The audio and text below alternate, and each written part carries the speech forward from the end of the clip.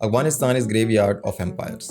یہ تاریخی دعویٰ ماضی میں افغانستان میں آنے والی بیرونی قوتوں کی ناکامی کی یاد دہانی کراتا ہے۔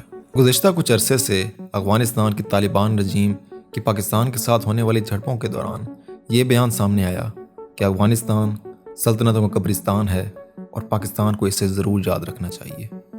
تو اس ویڈیو میں ہم ڈسکس کریں گے کہ پاکستان کا موازنہ ان بیرونی طاقتوں سے کرنا درست ہے جو ہزاروں میل دور سے آئی تھیں اور انہیں افغانستان سے ایک دن جانا تھا، جبکہ پاکستان افغانستان کا ایک ہمسایہ ملک ہے اور افغانستان سے 2600 کلومیٹر طویل بارڈر شیئر کرتا ہے۔ افغانستان ایک لینڈ لاک کنٹری ہے۔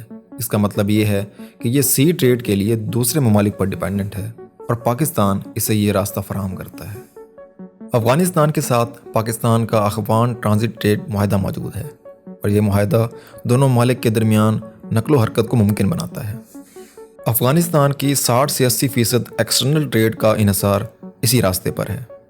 پاکستان کے اس ٹریڈ روٹ کو جزوی یا مکمل بلاک کرنے سے افغانستان کا رابطہ بیرونی دنیا سے مکمل کٹ جاتا ہے۔ اس کے بعد الٹرنیٹیو کے طور پر صرف ایران رہ جاتا ہے، لیکن اس راستے کے بہت سارے اسٹریٹجک اور لاجسٹک چیلنجز ہیں۔ ایران کی بندرگاہوں تک ایکسیس حاصل کرنے کے لیے ایران اور افغانستان کے درمیان کوئی روڈ انفراسٹرکچر یا لاجسٹک ارینجمنٹ نہ ہونے کے برابر ہے۔ حالانکہ اس مقصد کے لیے ایران نے چابہار پورٹ کو جزوی طور پر آپریشنل کر رکھا ہے، لیکن یو ایس سینکشنز کی وجہ سے اس کی افادیت بہت کم رہ جاتی ہے۔ اس کے علاوہ دیکھا جائے تو افغانستان کی آبادی کی اکثریت پاکستان کے بارڈر کے قریب رہتی ہے اور وہاں ان کی صنعت، تجارتی مراکز اور معاشی سرگرمیاں ہوتی ہیں۔ تو پاکستان سے گزرنے والا ٹریڈ روٹ ہی افغانستان کے لیے سب سے پریکٹیکل آپشن رہ جاتا ہے۔ اس ٹریڈ روٹ کی بدولت افغانستان کا اقتصادی طور پر پاکستان پر ہمیشہ انحصار رہے گا۔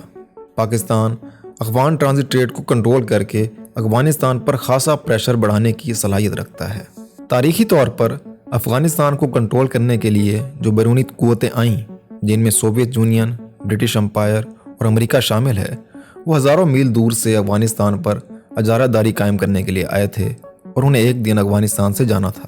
لیکن اس کے برعکس پاکستان ایک ہمسایہ ملک ہے جس کے ساتھ کشیدہ تعلقات افغانستان کے مفاد کو مستقل نقصان پہنچانے کے مترادف ہوگا۔ اگر دیکھا جائے تو افغانستان کی اکنامک لائف لائن پاکستان سے وابستہ ہے اور مستقبل قریب تک بھی رہے گی۔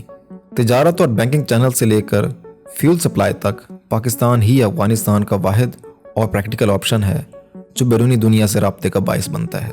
2021 کے طالبان ٹیک اوور کے بعد افغانستان کا بینکنگ سسٹم بالکل کولیپس ہو چکا ہے۔ زیادہ تر انٹرنیشنل بینکس نے افغانستان کے سینٹرل بینک سے رابطہ منقطع کر دیا ہے اور اسے عالمی نیٹ ورک سوئفٹ سے بھی باہر نکال دیا گیا ہے۔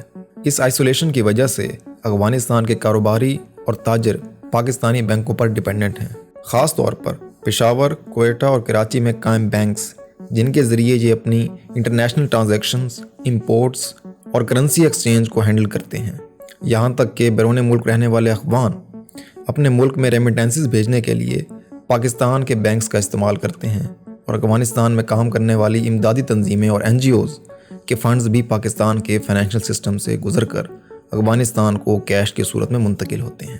افغان طالبان اور پاکستان کے تعلقات میں حالیہ کشیدگی جو TTP کے ٹیررسٹ اٹیک سے بڑھ رہی ہے، حالات کو بہت پیچیدہ بنا دیتی ہے۔ اگر پاکستان، جو اس خطے میں افغانستان کی واحد آواز ہے، جو انٹرنیشنل فورمز جیسے کہ OIC، UNO یا FATF میں افغانستان کی عالمی تنہائی کو ختم کرنے کے لیے کردار ادا کرتا رہا ہے، اپنی اس پالیسی پر نظر ثانی کر لے تو افغانستان کے لیے سفارتی سطح پہ بہت زیادہ مسائل کھڑے ہو جائیں گے۔